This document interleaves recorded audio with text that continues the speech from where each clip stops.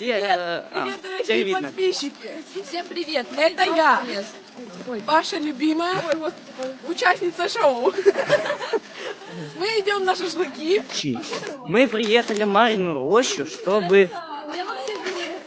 Еще раз. В этом году мы не так приехали в Марьину рощу. Мы немного по-другому. У нас другие планы, и поэтому... И другой класс, поэтому будет немного больше приключений, чем в прошлом году.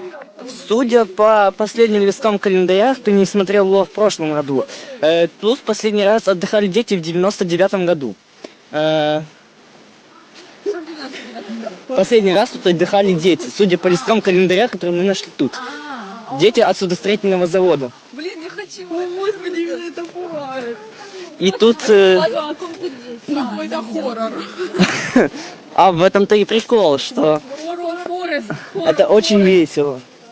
Когда в лесу... Ничего.